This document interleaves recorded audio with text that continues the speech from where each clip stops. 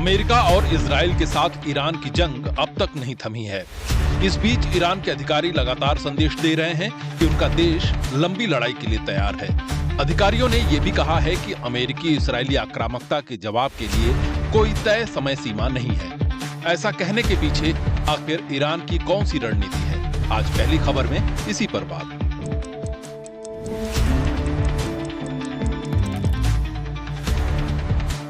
Iran की supreme national security council के सचिव अली लारिजानी ने 2 मार्च को कहा था, ईरान अमेरिका के विपरीत एक लंबी जंग के लिए खुद को तैयार कर चुका है। रक्षा मंत्रालय के प्रवक्ता ब्रिगेडियर जनरल रजा तलाईनिक ने कहा कि ईरान दुश्मन की तुलना में कई गुना ज्यादा समय तक अपनी रक्षा हमलावर तरीके से कर सकता है। उन्होंने ये भी बताया कि ईरान जानबूझकर अपने हथियारों के इस्तेमाल की रफ्तार नियंत्रित रख रहा है और ज्यादा आधुनिक और ताकतवर हथियारों को बचा कर रख रहा है।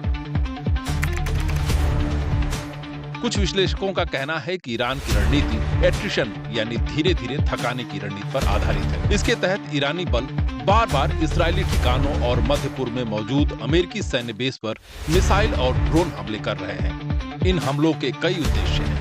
पहला, इससे अमेरिका और इजराइल की एयर डिफेंस प्रणालियों को ईरानी मिसाइलों और ड्रोन को रोकने के लिए लगातार सक्रिय रहना पड़ता है। अमेरिका के पैट्रियट और थार्ड जैसे एयर और मिसाइल डिफेंस सिस्टम तकनीकी रूप से बेहद उन्नत हैं, लेकिन बहुत महंगे हैं और उनकी संख्या सीमित है। कई बार जिस मिसाइल या ड्रोन को वे मार गिराते हैं, उसकी कीमत उनसे बहुत कम होती है। यानी महंगे हथियारों से ईरान के सस्ते ड्रोन मारे जा रहे हैं।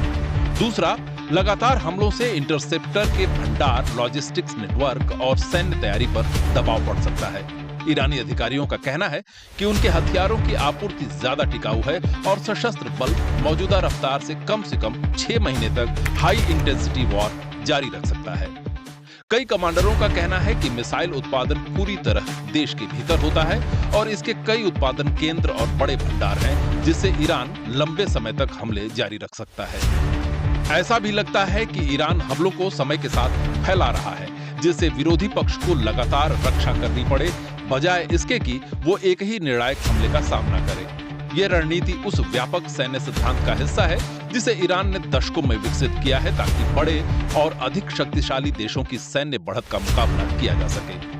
1980 के दशक में हुए ईरान इराक युद्ध के बाद ईरान ने युद्ध को लेकर जिस रणनीति में निवेश किया, उसका मकसद पारंपरिक रूप से ताकतवर हुए बिना भी ज्यादा शक्तिशाली सेनाओं को चुनौती देना है। लक्ष्य ये नहीं होता है कि सीधे दुश्मन को हरा दिया जाए, बल्कि युद्ध को महंगा, लंबा और अप्रत्याशित बना देना ही मुख्य उद्देश्य होता है। लंबा चलने वाला संघर्ष ईरान के भीतर और दुनिया भर में बड़े आर्थिक असर पैदा कर सकता है। क्षेत्र से ऊर्जा आपूर्ति में बड़ी बाधा आने का खतरा है, जिससे दुनिया भर में उपभोक्ताओं और कारोबारों के लिए कीमतें बढ़ सकती हैं। दुनिया के तेल का लगभग 20% हिस्सा होर्मुज स्ट्रेट से गुजरता है, लेकिन युद्ध शुरू होने के 1 सप्ताह से ज्यादा समय बाद इस संकरे समुद्री रास्ते से आवाजाही लगभग ठप हो गई है। ईरान भी आर्थिक दबाव में है। अंतर्राष्ट्रीय प्रतिबंधों के कारण उसकी अर्थव्यवस्था पहले ही कमजोर हो चुकी है और युद्ध की स्थिति में सैन्य खर्च बढ़ने, मुद्रा में अस्थिरता और व्यापार सेवा क्षेत्रों में रुकावट के कारण दबाव बढ़ सकता है। खाड़ी क्षेत्र के कई देश युद्ध के लंबा खींचने से आर्थिक नुकसान की आशंका जता चुके हैं। इन देशों में जहां ईरान अमेरिकी सैन्य बेस पर हमला कर रहा है और इसे हमलावर की संपत्तियों और ठिकानों को निशाना बनाने की बात कर रहा है, वहीं इनमें से कुछ देशों ने लड़ाई बंद करने के लिए कूटनीतिक प्रयासों को फिर से शुरू करने की अपील की है। साथ ही लगातार लड़ाई क्षेत्रीय गठबंधनों को भी बदल सकती है और पड़ोसी देशों को ईरान के विरोधियों में बदल सकती है। ऐसे में ईरान के लिए चुनौती यह है कि वो सैन्य रणनीति को आर्थिक मजबूती और घरेलू स्थिरता के लिए संतुलित रखे।